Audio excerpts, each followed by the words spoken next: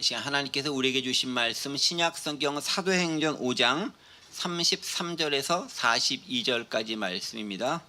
사도행전 5장 33절에서 42절까지 저와 여러분이 한 절씩 교독하시되 좀 큰 목소리로 봉독해 주시고요. 마지막 우리 42절은 한 목소리로 봉독하겠습니다. 제가 먼저 33절 말씀 읽습니다. 그들이 듣고 크게 노하여 사도들을 없이 하고자 할세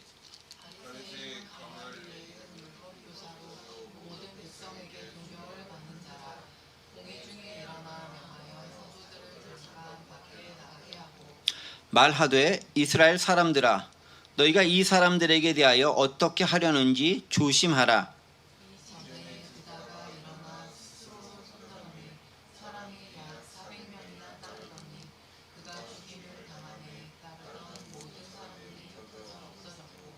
그 후 호적할 때에 갈릴리의 유다가 일어나 백성을 꾀어 따르게 하다가 그도 망한즉 따르던 모든 사람들이 흩어졌느니라.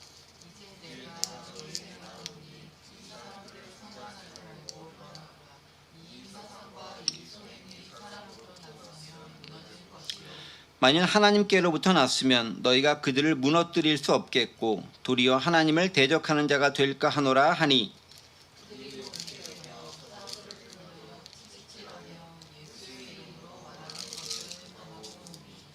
사도들은 그 이름을 위하여 능욕받는 일에 합당한 자로 여기심을 기뻐하면서 공의 앞을 떠나니라. 그들이 날마다 성전에 있든지 집에 있든지 예수는 그리스도라고 가르치기와 전도하기를 그치지 아니하리라. 아멘. 네. 오늘 말씀 사내들인 공회 가운데서 풀려나오게 돼서 또 말씀을 전하게 되는 사도들의 모습까지 함께 살펴보면서 우리에게 주신 은혜의 말씀이 무엇인지 메시지가 무엇인지 함께 살펴보도록 하겠습니다. 방금 말씀드린 대로 오늘 본문이 사도들이 사내들인 공회 가운데 잡혔다가 풀려나는 그 장면들을 기록하고 있는데요. 그럼 지난 시간에는 어떤 장면이었을까요? 사도들이 사내들인 공회에서 신문 받는, 즉 신문 당하는 장면들이 지난주 말씀에 기록되어져 있었습니다. 기억하시죠? 네. 종교 지도자들은 사도들을 끌어왔습니다. 어디서 끌어왔죠? 감옥에서 끌어오려고 했다가 감옥에 아무도 없어서 어디로 갔죠? 솔로몬 행각에 가니까 거기서 복음 전하고 있었던 모습을 보면서 거기서 끌어왔지만 거의 모셔온 것과 같은 모습으로 사도들을 데리고 왔다라고 얘기했습니다. 즉 함부로 대하지 못했다라죠. 왜 그렇습니까? 그들이 백성들의 지지를 받고 있었기 때문에 함부로 하다가는 자신들이 돌에 맞을 위험도 있어서 함부로 사도들을 대하지 못했다. 즉 백성들의 지지를 받는 것이 무척 중요하다라는 것 함께 생각해 봤었습니다. 그런데 사도들은 뭘 가르쳤죠? 예수님의 십자가와 부활을 가르쳤다. 그들이 금한 것을 사도들은 길을 쓰고 전하고 가르쳤다. 마치 영적 전쟁이 일어나는 것처럼 보입니다. 그런데 그들이 전한 메시지가 이미 예루살렘 전체에 퍼져 있었다. 복음의 능력과 확장성을 우리는 발견할 수 있는 거죠. 자, 그래서 종교 지도자들은 특별히 그 예수님이 자신들의 손에 의해 죽임당해서 그 피가 자신들에게, 그 책임이 자신들에게 있는 것을 두려워해서 그 소문이 백성들에게 퍼지는 것을 무척 두려워했다라고 얘기합니다. 그렇기 때문에 사도들이 복음을 전하는 것을 별로 못마땅했다라고 이야기했습니다. 자, 그러면서 두 가지 하지 말라고 했죠. 뭘 하지 말라 그랬죠? 예수 그리스도의 십자가와 부활 전하지 말라, 가르치지 말라라고 했잖아요. 근데 길을 쓰고 하죠. 사도들이 얘기합니다. 하나님께 순종하는 게 낫냐, 니네한테 순종하는 게 낫냐 생각해보라 라고 하면서 하나님께 순종하겠다라고 얘기합니다. 자, 이 말은 무조건 우리는 하나님께만 순종하고 국가나 기관의 말에는 순종하지 말아야 된다라는 의미는 아니다라는 것들이죠. 복음에 저해되거나 복음에 위배되거나 복음을 박해하는 것이 아니라고 한다면 우리가 속해져 있는 세속 국가에 대해서도 순종하며 그 법을 잘 따를 필요가 있다라는 것 우리는 유념해야 됩니다. 자, 그런데 그 사도들이 전한 메시지 가운데 중요한 것이 있죠. 너희가 죽인 예수를 너희 조상의 하나님이 살리셨다라고 얘기합니다. 왜 그렇게 하셨는가에 대해서 사도가 유대인들인 이스라엘 사람들인 그들에게 담대하게 전하고 있죠. 왜 그랬다고 얘기합니까? 바로 이스라엘의 구원을 위해서 그렇게 했다. 지금 너희가 이것을 통해, 이 행위를 통해서 너희들이 잘못한 것을 깨닫고 죄를 회개하고 죄의 사함을 받아 다시금 하나님의 백성으로 돌아오기를 바라는 하나님의 마음이 담긴 모습이 바로 예수님의 십자가와 부활이었다라고 선언하면서 하나님은 결코 이스라엘을 버리지 않았다라고 선언하고 있습니다. 하나님은 이스라엘을, 유대인들을 버리지 않았습니다. 그들이 하나님을, 예수님을 받아들이지 않은 것이 문제였다라고 얘기합니다. 그러면서 사명이 있다라고 얘기하죠. 무슨 사명입니까? 우리의 사명은 성령과 더불어 이 복음을 전하는 것이 사명이다라고 얘기합니다. 우리에게도 동일한 사명이 있죠. 여러분들이 거하는 그곳에서 복음을 전하는 것, 그게 우리의 사명이다라고 할 수 있습니다. 자, 그런 논쟁 가운데 산헤드린 공회가 진행이 되었습니다. 바로 이런 사도들의 말을 듣자 산헤드린 공회원들, 종교 지도자들은 어떤 반응을 보입니까? 오늘 보면 33절이죠. 그들이 듣고 크게 노하여 사도들을 없이 하고자 했다라고 선언하고 있습니다. 자, 그들이 들었습니다. 뭘 듣죠? 방금 제가 요약해 드렸던 그런 내용들을 듣는 거죠. 어떤 내용입니까? 특별히 5장 32절에 있는 것처럼 우리는 이 일의 증인이요 하나님이 자기에게 순종하는 자들에게 주신 성령도 그러하니라 하더라라고 하면서 우리가 이 그리스도의 십자가와 부활의 증인됨의 역할을 하는 것, 그리고 하나님을 믿는 사람이라면 마땅히 그 사명에 순종해야 하고 성령도 그것을 도우라고 주신 것이다, 주신 선물이다라는 그 사실을 열심히 전한 거잖아요. 그러니까 이 사실, 이 메시지를 들은 산헤드린 공회의 종교 지도자들은 소위 말해서 열이 받는 거죠. 하지 말라는 거 기어코 길을 쓰고 하려는 그들의 태도에 대해서 그들은 분노가 가득 차 올랐다라고 얘기합니다. 그렇죠? 크게 노했다라고 얘기합니다. 노했다. They were furious란 말 쓰죠. 아주 치가 떨리게 분노가 하늘 끝까지 차고 올려서 어떻게 주체할 수 없을 정도로 크게 넘쳐났다라고 얘기합니다. 엄청난 일이 있다라고 얘기합니다. 그러면서 그들이 어떻게 하려고 했죠? 분노가 차고 오르니까 어떻게 한다고요? 사도들을 없이 하고자 했다. 없이 하고자 했다는 말을 영어로 보면요 이렇게 돼 있어요. They wanted to put them to death. 뭡니까?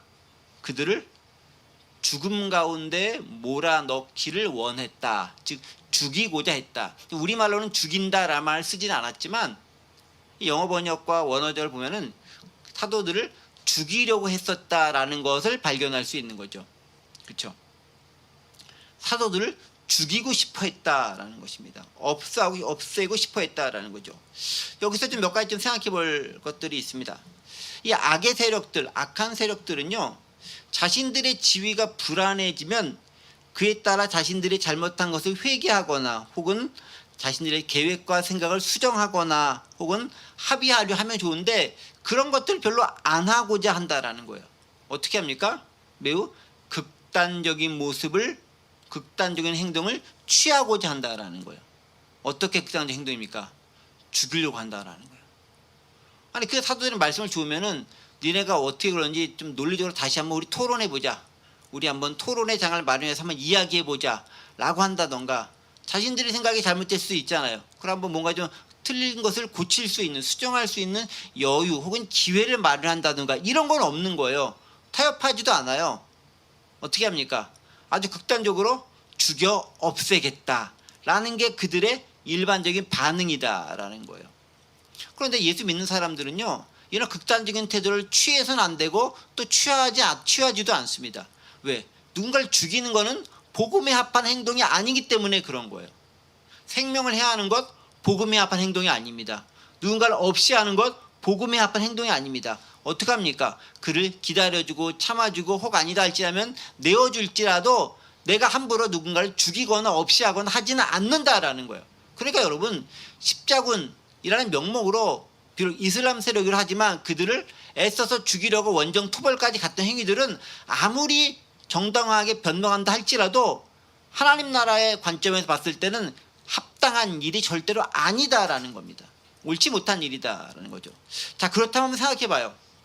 왜 이 종교 지도자들은 다른 방법들을 쓸 수도 있고 좀 더 참아줄 수도 있고 기다리고 좀 더 이렇게 대화와 타협을 통해서 그를 설득하려 할 수도 있는데 굳이 극단적인 방법인 죽이려고 했을까라는 거예요. 몇 가지 이유가 있을 것 같습니다. 첫 번째는요, 그게 가장 일을 쉽게 해결하는 방법이다라고 그들은 생각했기 때문이에요. 내 반대하는 세력 없애버리면 되잖아요. 가장 깔끔하고 쉽잖아요. 반대하고 있어? 그냥 없애버려. 쥐도 새도 모르게 제거해버려. 이거인 거잖아요. 그거 되게 비슷한 경우예요. 얼마 전에 노상원 수첩에서 나왔다고 하잖아요. 제거해버려. 네, 되게 비슷한 거죠. 되게 쉬운 모습을, 극단적인 모습을 취하는 거죠. 제거해버린다라는 거. 근데 이거 되게 악한 세력들이 주로 하는 방법입니다. 누가 있습니까? 히틀러라든가 나치 세력이라든가 또 물솔리니 같은 파시즘에서 주로 이렇게 극단적으로 제거하는 방식을 택했습니다. 종교 재판 이런 거 자체도 안 해요. 그냥 제거해버리겠습니다. 무척 극단적인 모습이죠. 또 왜 그렇게 합니까? 그게 그들이 살아왔던 방식이기 때문에 그렇게 하는 거예요. 그들은 그러한 방법으로 세상을 살아왔고 그러한 방법으로 권력을 취득했고 그러한 방법으로 자신들의 기득권을 유지했고 또 그러한 방법으로 많은 부와 명예와 권세를 얻었기 때문에 그럽니다.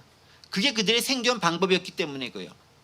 그래서요, 우리가 어떤 상황에 다다랐을 때 우리가 한 행동들은 우리가 평상시에 어떻게 행해왔고 배워왔고 어떻게 전개해왔는가에 따라서 내가 일반적으로 급박한 상황 가운데 처해진 행동 양태가 결정되는 경우가 많습니다. 그러니까 애초에 선하고 인내하고 참아주는 삶의 틀을 보였던 사람들은 일반적인 상황이나 급박한 상황에 처한다 할지라도 대개 그러한 모습을 보입니다. 그런데 그러한 것 대신에 내 마음대로 급하게 마구 해치우거나 제거하거나 극단적인 방법을 주로 사용했던 사람들은 급한 경우가 생겼을 때 그런 방법을 주로 사용하기도 합니다. 즉 과거에 대해 행동과 사고 습성이 급박한 상황에 처했을 때 어떻게 표출되는가에 따라서 달라진다라는 것들을 알 수 있습니다. 자, 그러함에도 불구하고 어쨌든 간에 극단적으로 없이 하려는 행위 자체는요, 불법적인 태도입니다. 왜 불법적인 걸까요? 사내들인 공의회는 사형을 집행할 권한 자체가 없어요. 다시 말해서 예수님께서 종교 지도자들에게 잡혀갔었을 때 그때도 사내들인 공의가 밤에 급박하게 열립니다. 그러면서 그들이 예수님을 잡아가지고 정죄했을지 모르겠지만 선고를 내리지는 못합니다. 그래서 어떻게 합니까? 그래서 빌라도의 법정에 보냅니다. 그러니까 자신들이 죽이는 것까지 못하는 거예요. 빌라도의 법정에 보내서 빌라도로 하여금 사형을 언도하도록 합니다. 그게 사내들인 공의가 가지고 있는 일종의 한계점인 거예요. 즉 종교적인 회의 기관에서 최고의 기관이긴 하지만 그것이 사법적, 정치적, 군사적, 법원의 역할을 하지는 못한다라는 것들이 즉 식민지 상태에 있었던 나라의 종교 법정의 한계였다라는 거죠. 자, 그런 의미를 살펴봤었을 때 사도들 없이 하겠다라는 것들은 매우 불법적인 태도였다라는 거죠. 그들이 할 수 있는 최고의 것은 뭐냐면 출교하는 것 정도가 아마 최고의 징계였을 거라고 생각하고 있습니다. 그럼에도 그들은 어떠한 불법을 저지르고서라도 어떤 행동을 한다 할지라도 사도들을 없애고 죽이고 그들을 보이지 않도록 제거해버리는 게 그들의 속마음이었다라는 것들을 오늘 본문 33절에 아주 짤막한 이 본문을 통해서도 우리는 발견할 수 있습니다. 자, 그렇게 사도들을 쥐도 새도 모르게 없애버리려고 하자 누군가 중재자가 혜성같이 등장합니다. 누가 등장할까요? 가말리엘이라고 하는 율법학자가 등장합니다. 34절 35절이죠. 바리새인 가말리엘은 율법 교사로 모든 백성에게 존경을 받는 자라. 공회 중에 일어나 명하여 사도들을 잠깐 밖에 나가게 하고 35절 말하되 이스라엘 사람들아 너희가 이 사람들에 대하여 어떻게 하려는지 조심하라 라고 이야기하면서 가말리엘이라는 사람이 등장해서 중재하기 시작합니다. 자, 그렇다면 이 가말리엘이라는 사람은 도대체 누구인가를 좀 우리가 살펴볼 필요가 있겠죠. 가말리엘. 자, 오늘 본문 34절 35절 말씀 봤을 때 가말리엘이라는 사람을 우리가 추론해 볼 수 있는 것은 몇 가지 단어가 나오죠. 먼저 첫 번째 바리새인이다. 두 번째 율법 교사다. 세 번째 백성에게 존경을 받는 자다라는 걸 통해서 가말리엘이 어떤 분인가라는 것을 알 수 있습니다. 즉 바리새인이고 율법 교사고 백성에게 존경을 받는다라는 이 수식하는 말들을 통해서 그가 매우 지혜롭고 노련하고 또 사리 깊은 율법 학자며 많은 사람들로부터 칭찬과 존경을 받는 덕망 있는 인물이다라는 것들을 알 수 있습니다. 자, 그럼 조금 살펴보겠습니다. 자, 먼저 가말리엘의 직업은 뭐다? 율법 교사라고 얘기합니다. 율법 교사. A teacher of the law. 율법을 가르치는 선생이다라고 얘기합니다. 율법을 가르치는 선생들이 주로 맡았던 직업은 바리새인들이 그 일을 많이 했었죠. 바리새파일 가능성이 많이 있습니다. 즉 율법에 관해 권위 있게 해석하고 가르치는 매우 탁월한 율법 박사가 바로 가말리엘이었다라고 얘기합니다. 이렇게 하면 되게 좀 일반적인 의미에서 가말리엘 설명하는 것밖에 안 될 것 같습니다. 자, 그런데 가말리엘이 여기 본문 말고 또 한 군데서 중요하게 언급되는 부분들이 있습니다. 어디서 언급이 될까요? 사도행전 22장 3절에 언급됩니다. 사도행전 22장 3절 말씀 나왔나요? 제가 읽어볼게요. 나는 유대인으로 길리기아 다소에서 났고 이 성에서 자라 가말리엘의 문화에서 우리 조상들의 율법에 엄한 교육을 받았고 오늘 너희 모든 사람처럼 하나님께 대하여 열심히 있는 자라. 이게 무슨 말이죠? 사도 바울이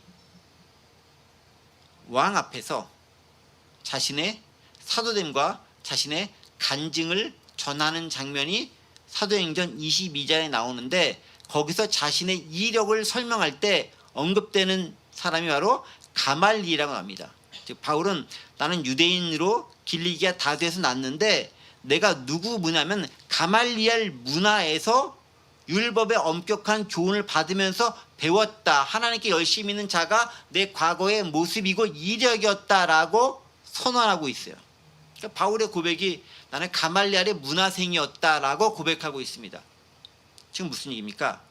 이 문구를 근거로 또 유대 여러 문헌들을 근거로 살폈을 때 가말리엘이 누구냐면 당시 유명한 랍비였던 힐렐의 손자가 가말리엘입니다. 그러니까 당시 유대계에는 두 개의 중요한 그 율법 해석 그룹이 있습니다. 양대 당파가 있었던 거예요. 양대 학파가 있었던 거죠. 첫 번째 학파가 힐렐 학파, 두 번째 학파가 샴마이 학파가 있습니다. 즉 힐렐과 샴마이가 당시 율법을 가장 권위 있게 해석하는 두 주류 학파였습니다. 그 힐렐 학파의 수장은 당연히 힐렐이었고 힐렐은 이제 돌아가셨겠죠. 그 힐렐의 손자가 가말리엘이었는데 이 가말리엘의 문화생으로서 배웠던 사람이 누구라고요? 바울이라는 것입니다. 그러니까 율법을 제대로 배웠던 사람이고 당시 엄청난 율법의 큰 해석에 있어서 대가를 이루었던 분이 가말리엘이었다라는 것을 우리는 발견할 수 있는 거죠. 그 가말리엘이 얘기하는 거예요. 뭐라고요? 너희는 조금 좀 조용하고 좀 있어보자. 잠잠히 있어보자 라고 얘기합니다. 자, 또 한 가지 가말리엘은 뭐라 얘기합니까? 모든 백성에게 존경받는 자라고 설명하고 있습니다. 백성의 존경과 신망을 받는 자, 우리는 그것을 뭐라고 얘기하면 보통 시대의 어른이라고 얘기합니다. 어른이라는 말보다 어르신이라고 얘기합니다. 그렇죠? 우리 지난번에 그 어른 김장하 들어보셨죠? 네. 시대의 어른 같은 분이 있어야 되는 거죠. 그분이 한 말씀 하면은 모든 사람들이 그렇습니다 라고 하면서 머리를 조아리며 수긍할 수 있는 그런 어른. 즉 그분이 워낙 인품이 좋고 덕망이 탁월하며 학식과 여러 가지 훌륭한 고매한 인품을 가지고 계시기 때문에 그분이 한마디 하면 그 말에 수긍하고 따를 수밖에 없는 그 존재, 시대와 그 상황의 어른 같은 분이 필요하다라는 건데 이 사내들인 공회에 그 역할을 했던 분이 가말리엘이라는 분이셨다라는 거예요. 우리 사회와 기독교에도 그런 어른이 필요해요. 지금 가장 큰 문제는 그런 어른이 없다라는 거예요. 어떤 분쟁상이 나타났을 때, 첨예한 대립상이 나타났을 때, 막 치고받고 싸울 때 그 어른이 나타나서 한마디 하면 잠잠해지고 조용하고 그 모든 것들이 봉해지고 타협해주고 합의를 이룰 수 있는 그러한 분, 그렇게 존경받을 수 있는 분, 그런 분이 우리 이 시대 가운데는 누가 있을까라는 부분을 생각해 봐야 됩니다. 사회에도 있어야 될 뿐만 아니라 교계에도 그런 어르신이 과연 있을 것인가를 생각해 봅니다. 그런 분이 계셔야 기독교가 세상에서도 또 교계에서도 존경받으면서 하나님 앞에 올바른 모습으로 잘 서 나갈 수 있을 것입니다. 그런 분이 필요하다라는 것들이죠. 자, 그런데 이 가말리엘이 이렇게 나타나고 등장해서 이야기하는 거죠. 뭐라고요? 이스라엘 사람들아, 너희가 이 사람들에 대하여 어떻게 하려는지 조심하라 라고 얘기하면서 그 다음에 예를 들면서 설명을 하고 있습니다. 자, 그런데 이런 가말리엘의 말에 그들이 수긍하는 이유들이 있습니다. 어떤 이유 때문에 그러느냐? 가말리엘은요, 최소한 모든 문제를 공정하게 보려는 태도를 지니고 있습니다. 나중에 보시면 알겠지만, 그러니까 어떤 한쪽에 치우쳐서 보지 않아요. 관망하되 최대한 객관적으로 보려고 하고 있고 공정하게 보려고 하고 있고 모든 걸 처음부터 끝까지 다 진행된 다음에 처음부터 끝까지, 즉 원인과 결과를 통틀어서 판단하려고 하는 신중한 태도를 보이는 사람들이라는 겁니다. 자, 그런 관점으로 봤었을 때 이 가말리엘을 보니까 사도들이 그게 별반 잘못한 게 별로 없어요. 즉 율법의 교리를 그렇게 어긴 것도 없어요. 왜 그렇습니까? 지금 이 종교 지도자들이 사도들, 즉 베드로와 요한을 중심으로 한 사도들에게 행하지 말라고, 말하지 말라고 한 내용들이 있습니다. 그게 뭐죠? 예수님의 십자가와 부활 얘기하지 마라, 가르치지 말라라고 얘기합니다. 자, 그런데 예수님의 십자가와 부활을 얘기하는 것들이 종교적으로 교리적으로 어긋나는 것이었을까요? 우리는 잘 모르죠. 그 시대에 살지 않았으니까. 그런데 최소한 이거였습니다. 부활에 대한, 즉 내세에 대한 신앙을 가지고 있었던 부류가 있었고 그것을 부인하는 부류가 있었습니다. 즉 내세에 대한 신앙을 부인한다면 당연히 부활도 받아들이지 않겠죠. 부인하는 신앙, 받아들이지 않는 신앙을 견지했던 부류가 누구였죠? 제가 몇 번 말씀드렸습니다. 누구였죠? 사두개파. 사두개인들은 부활이라던가 내세를 부인하는 신앙을 가졌던 사람들입니다. 그에 반해 부활도 인정하고 내세도 있고 하나님 나라가 온전하게 임할 것을 기대하는 가장 주된 부류가 또 한 부류 있습니다. 누구죠? 바리새파입니다. 바리새파와 사두개파가 되게 중요한 관점에 있어서 다른 의견들을 견지하고 있습니다. 즉 이 말은 뭐냐면 이 두 가지, 즉 부활이라는 것들은 어느 한쪽의 의견을 따를 것이 아니라 그 당시만 해도 두 가지 주장이 공존하고 있었던, 즉 논쟁 가운데 있었던 의견이다라는 거예요. 그러나 가말리엘이 보기에 어느 한쪽만이 옳다, 어느 한쪽은 그르다라고 얘기할 수 있는 게 아닌 거예요. 조금 더 지켜보자, 좀 더 사태의 추이를 관망해 보면서 어떻게 일이 진행되는지 보자라고 신중하게 이야기하면서 사태를 진정시키고 있다라는 거죠. 그러면서 뭐 됩니까? 결국 하나님의 뜻이 어떻게 이루어지는지를 확인하는 걸 통해서 이 모든 것들을 결론 지어보자라고 제안한 인물이 가말리엘이다라는 것입니다. 자, 그러한 생각과 그런 태도를 견지하고 있었기 때문에 이스라엘 사람들에게 단호하게 이야기하는 거죠. 뭐라고요? 35절에 너희가 이 사람들에 대하여 어떻게 하려는지 조심해라. 함부로 판단하지 말라라고. 조심해라. 매우 신중한 태도를 취함으로 잘못된 결정으로 애매한 사람이 죽거나 하나님의 일을 그르치기를 원치 않는다라고 얘기합니다. 지금 뭡니까? 가말리엘은 최소한 감정에 따라서, 감정에 치우쳐서 결정을 내리는 인물은 아니다라는 거예요. 시대의 어른들은, 현인들은 대부분 다 그렇습니다. 감정에 따라 일을 처리하지 않아요. 감정에 따라 일을 처리한 사람들은 누가 그럽니까? 다혈질적인 성품을 가진 사람들이 그렇고요. 시대에 따라서 귀가 얇아서 이쪽 저쪽 왔다 갔다 하는 사람들이 그렇고요. 내가 나를 주체하지 못한 사람들이 주로 감정에 따라 결말 내리고 대부분의 경우 후회할 때가 많습니다. 그런데 시대의 어른들, 세대의 현인들은 매우 신중한 태도를 취합니다. 감정에 흔들리지 않고 어디에? 율법과 말씀의 근거에서 논리적, 실효적 관계를 하나하나 차근차근 따져보는 태도를 취한다라는 거예요. 이거 무척 중요한 태도예요. 기독교인들도 마찬가지입니다. 뭔가를 판단하고 결정할 때 말씀에 근거한 것인지를 먼저 찾아봐야 되는 거예요. 근데 우리는 많은 분이서 이렇게 생각하기 쉽죠. 그거 어디서 들어본 것 같은데. 무슨 태도죠? 들어본 것 같은데. 말씀에 근거한 태도가 아니라 나의 선입견에 따라서 또 전통과 전례에 따라서 행한다라는 것입니다. 전통과 전례가 필요 없는 것은 아니지만 가장 중요한 법칙이 말씀과 그 말씀에서 나온 원리에 따른 결정을 해야 되는데 그것에서 벗어난 다른 것에 근거해서 결정과 판단을 내릴 때가 유독 많다라는 것입니다. 되게 조심할 필요가 있다라는 거죠. 특히 감정에 흔들리는 거 조심해야 됩니다. 왜 조심해야 되느냐? 아까 얘기했듯이 이 종교 지도자들이 어떻게 했습니까? 분노했다라고 얘기하죠. 분노한 것은 감정에 대한 표현 아닙니까? 분노해서 그들을 없애버리려고 하자 가말리엘이 등장해서 감정적으로 처리할 게 아니다라고 하면서 사태를 진정시키고 있습니다. 자, 그러면서 이제 논리적인 예를 들어서 그들을 설득하고 있습니다. 첫 번째 설득의 예 누가 나옵니까? 36절이죠. 이전에 드다가 일어나 스스로 선전함에 사람이 약 400명이나 따르더니 그가 죽임을 당함에 따르던 모든 사람이 흩어졌다라고 얘기하면서 첫 번째 누구의 예를 드냐면 드다라는 사람의 예를 들고 있습니다. 자, 그럼 이제 우리는 드다라는 사람이 누군지 생각해 봐야죠. 드다가 누구일까요? 드다에 대해서는 여러 가지 학설이 조금 존재하는 것 같습니다. 대표적인 학설은 뭐냐면 요세푸스라고 하는 유대 시대 그 당시의 역사를 기록한 역사가에 의하면은 구스피우스 파두스 총독 시대에 그러니까 AD 그 정도쯤 되는 시대입니다. 시대에 일어났던 거짓 메시아라고 합니다. 어떻게 주장했냐면 자신이 제2의 여호수아 혹은 엘리야인 것처럼 행세를 했고요. 내 명령 한마디면 요단강이 나눠지고 마른 땅을 밟고 너희가 건너갈 것이다 라고 주장했던 사람입니다. 오늘날의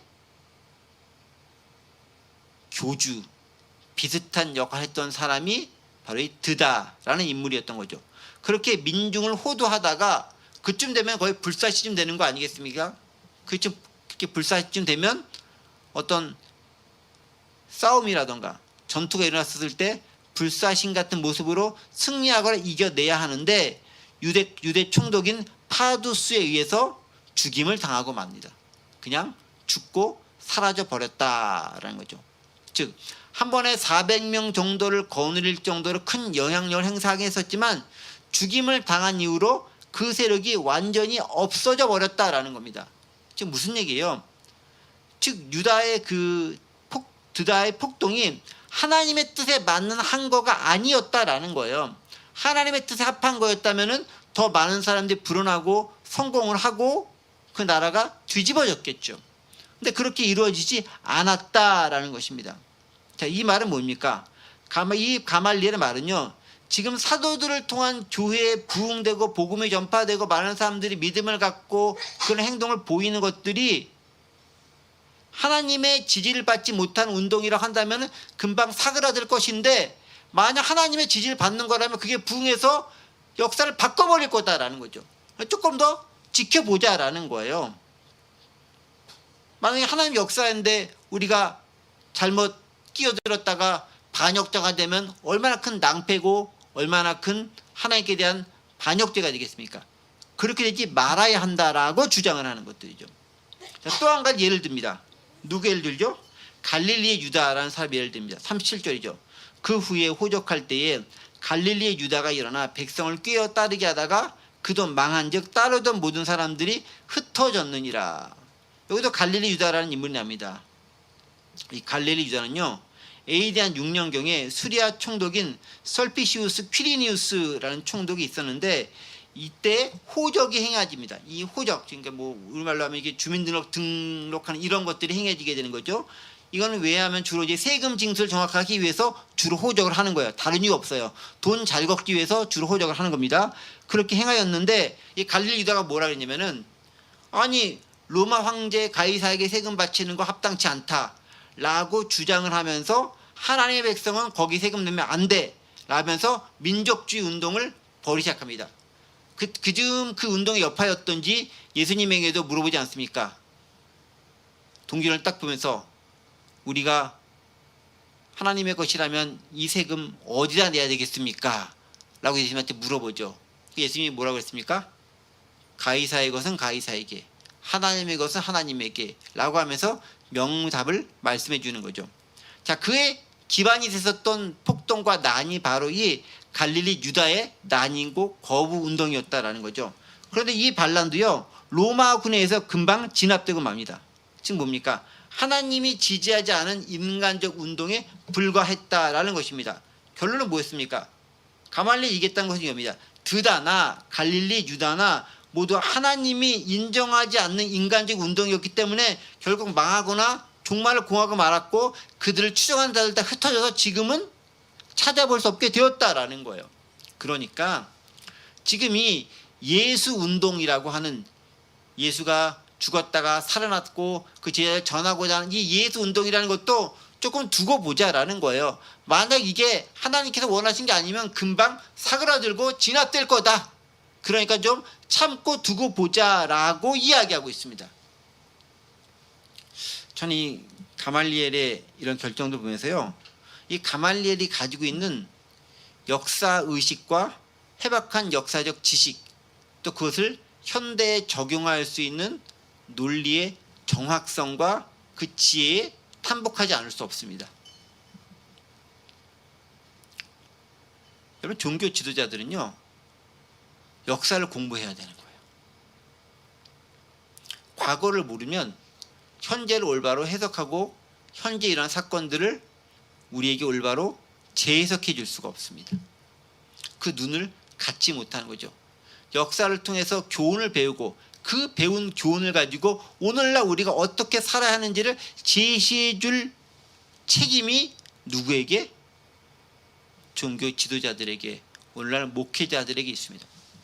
그런데 많은 사람들이 목사는 성경만 열심히 보면 돼 라고 이야기하지만, 이 가말리엘 같은 사람은 성경만 본 게 아니라 유대 역사에 대해서 회박한 지식을 가지고 그것이 어떤 의미를 가지고 있는지도 명확하게 알고 그 의미를 가지고 첨예한 대립과 갈등 상황에서 중재하는 지혜를 보이고 있다는 거죠.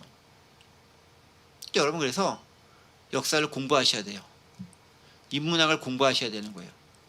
세상을 알아야 됩니다. 사회학을 알아야 되는 거고요. 사람을 알아야 되기 위해서 인문학을 알아야 되는 거예요. 인문사회학을 제대로 알지 못하면 우리가 신학만 알면 돼 라고 한때 주장했던 사람이 있어요. 목사는 성경만 알면 되지 세상 지식 알 필요 없어 라고 주장했던 사람들이 있습니다. 그런데 그렇게 말했던 사람들 대부분이 성경조차도 제대로 알지 못하고 맹목적 지식을 가지고 계셨던 분들이 주로 그렇게 주장을 했어요. 오직 믿으면 다 되는 것처럼. 믿음이 중요하죠.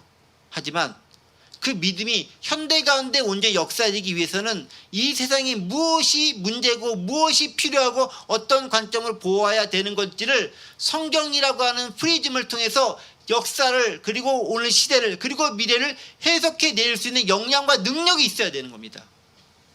그래야 참다운 선지자적 자세를 견지할 수 있는 거예요. 그게 진짜 선지자라는 거죠.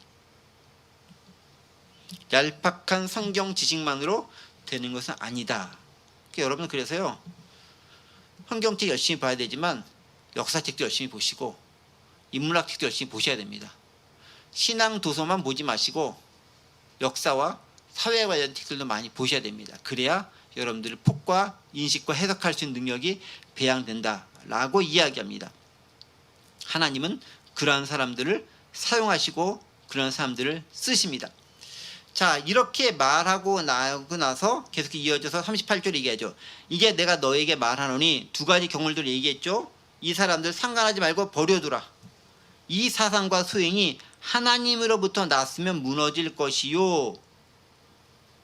만약 하나님께로서 났으면 너희가 그들을 무너뜨릴 수 없겠고 도리어 하나님을 대적하는 자가 될까 하노라 라고 얘기합니다. 즉, 사람으로부터 났으면 무너지고 하나님께로부터 났으면 너희가 무너뜨릴 수 없고 하나님을 대적하는 자가 되니까 잠시 놔두고 보자라고 얘기합니다.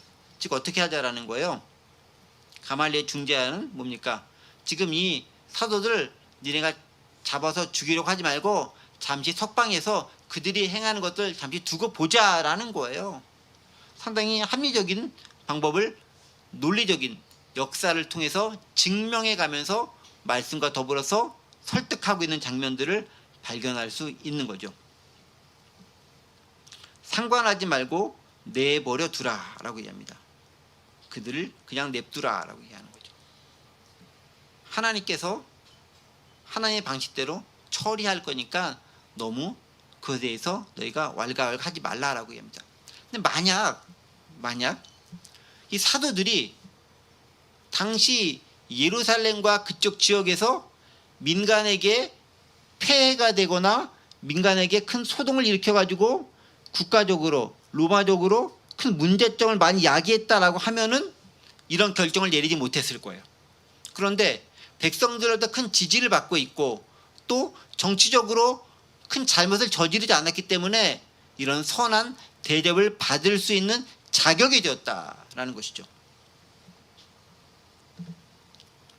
이렇게 잘 판결할 수 있는 사람이 우리 시대에 필요한 것 같습니다. 그러면서 사람에게 낫는지 하나님께 낫는지 살펴볼 수 있는 인내와 관용의 시간이 때때로 필요하다라고 이야기합니다. 자, 그리고 이제 마지막에 얘기하죠. 40절 그들이 옳게 여겨. 그들이 누구죠? 종교 지도자들입니다. 자신들이 보기에도 틀리지 않았으니까요. 옳게 여겨 사도들을 불러들여 채찍질하며 예수의 이름 말하는 것을 금하고 놓으니. 그래도 또 두 가지 얘기하죠. 예수의 이름으로 말하는 것은 하지 말라. 가르치는 걸 하지 말라고 아주 끈질기게 이 사람들 지배할 정도로 계속해서 요구합니다. 놓아주는 것까지는 하겠다라고 하면서 예수 이름을 하지 말라라고 단서정을 붙습니다. 그런데 그냥 석방하진 않죠. 여기도 보면 뭘 합니까? 채찍질했다라고 합니다. 이것도 불법적이고 온전치 못한 태도를 여전히 보이는 것 우리는 발견할 수 있습니다. 자, 어쨌든 그러한 그들의 태도에 대해서 사도들은 어떻게 했습니까? 41절 우리가 배워야 할 태도입니다. 어떻게 했습니까? 41절 사도들은 그 이름을 위하여 능력받는 일에 합당한 자로 여기심을 기뻐하면서 공의 앞을 떠나니라. 우리는 이런 태도로 살아갈 수 있을까요? 예수 이름으로 핍박받고 모욕당하고 고난당하는 아주 수치스러운 일을 당한다 할지라도 그것을 기뻐하며 살아갈 수 있을까요? 사도들의 태도는 예수님의 이름을 위해 고난받는 것을 기뻐했습니다. 우리는 주님의 이름을 위해 고난받는 것을 기뻐할 수 있을까요? 주님의 일을 위해 고난받는 것 기뻐할 수 있을까요? 때로 많은 사람들은 주님의 일을 행하는 것을 고난받는 것은커녕 주님의 일을 행하는 것조차도 벅차는 사람들이 많지 않나요? 그리고 그들은 공의 앞을 떠나갔다라고 했습니다. 떠나가서 어디로 갔을까요? 집에 갔을까요? 집에 갔단 말은 또 없겠죠. 또 복음을 전하러 갔겠죠. 그래서 이 모든 걸 통틀어서 정리하면서 42절에 얘기합니다. 그들이 날마다 성전에 있든지 집에 있든지 즉 어디에 있든지 예수는 그리스도라 가르치기와 전도하기를 그치지 아니하리라. 어떻게 했다고요? 어느 곳에 있든지 예수가 그리스도이며 예수가 우리의 구원자이심을 가르치는 것 그리고 전도하기를 그치지 않았다라고 이야기합니다. 즉 티칭과 프로클레이밍 가르침과 선포하는 것을 그치지 않았다라고 이야기하고 있습니다. 우리가 할 일 명확하죠. 첫 번째, 어느 곳에 있든지 우린 예수를 전해야 한다. 두 번째, 그 일은 쉬는 것이 아니라 지속되어야 된다라는 것입니다. 한 번 했으니까 끝이 아니라 계속 지속되어야 된다. 그치지 아니하게 지속되어야 한다고 이야기하고 있습니다. 그러한 사도들의 열정적 헌신적인 모습을 인해서 복음은 전파되기 시작하고 예루살렘에 교회가 세워지고 그 세워진 교회는 커다란 영향력을 지역사회에 미치게 되었습니다. 말씀을 정리합니다. 사도들이 위기에 빠졌을 때 누군가가 등장합니다. 가말리엘이라고 하는 즉 유대인들로부터 존경받는 어르신이 등장합니다. 그 어르신의 중재를 통해서 논리적이고 합당하고 역사의식과 성경식 해박한 근거를 통해서 사도들뿐 아니라 종교 지도자들도 수긍할 만한 중재안을 받아들이게 됩니다. 그리고 그 중재안에 따라서 사도들은 풀려나게 되는 것들이죠. 하나님은 바로 그런 숨겨놓은 가발리엘 같은 분을 통해서 역사를 이루어 가십니다. 우리 교회와 우리 사회에도 바로 그런 분들이 필요하겠고, 저와 여러분들도 그런 분들 중에 하나와 같은 존재가 되어지기를 간절히 원합니다. 기도하겠습니다.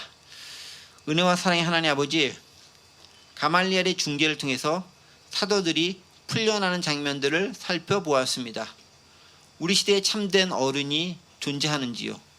그분의 한마디에 누군가 수긍하고 고개를 숙일 만한 그런 어르신이 우리 사회에 있는지요? 우리 교계에 있는지요?